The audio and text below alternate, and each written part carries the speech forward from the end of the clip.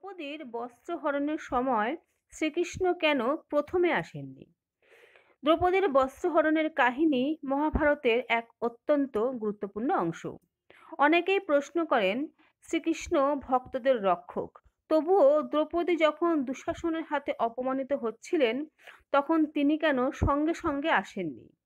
এর উত্তর মহাভারতের বিভিন্ন পুরাণে এভাবে ব্যাখ্যা করা হয়েছে যে, প্রথমে দ্রৌপদী সভায় উপস্থিত বীরদের ডাকলেন, যুধিষ্ঠির, ভীম, অর্জুন, ধৃতরাষ্ট্র, ভীষ্ম, দ্রোণ প্রভৃতি গুরুজনদের, কিন্তু কেউ তাকে রক্ষা করতে এগিয়ে এলেন না।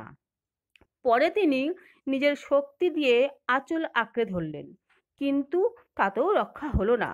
অবশেষে যখন তিনি দুই হাত তুলে একান্তভাবে শ্রীকৃষ্ণকে স্মরণ করলেন, হে গোবিন্দ, তুমি ছাড়া আমার আর কেউ নেই, সেই মুহূর্তেই শ্রীকৃষ্ণ অলৌকিকভাবে অসীম বস্ত্রদান করলেন। অর্থাৎ কৃষ্ণ ভক্তকে সাহায্য করেন তখনই যখন ভক্ত নিজে অহং ত্যাগ করে সম্পূর্ণভাবে তার আশ্রয় নেন।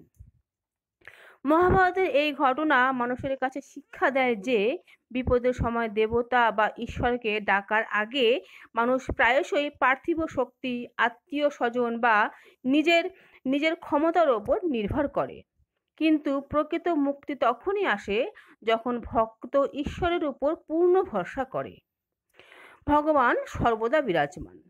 ভগবান শারীরিকভাবে উপস্থিত না হলেও ভক্তের আন্তরিক ডাকে তিনি তৎক্ষণাৎ সাড়া দেন। তার আবির্ভাব ভক্তের বিশ্বাসের উপর নির্ভরশীল। দ্রৌপদীর বস্ত্র লাঞ্ছনা আসলে ভক্ত ও ঈশ্বরের সম্পর্ককে প্রতীকীভাবে বোঝায়।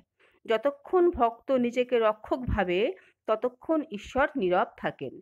কিন্তু ভক্ত যখন বলে, আমি অসহায়, তুমিই আমার একমাত্র রক্ষক, তখনই ঈশ্বর প্রকাশ হন। তাই বলা হয়, শ্রীকৃষ্ণ দেরি করেননি, তিনি সেই মুহূর্তেই এসেছিলেন যখন দ্রৌপদী সত্যিকার অর্থে তাকে আহ্বান করেছিলেন। হরে কৃষ্ণ। নমস্কার।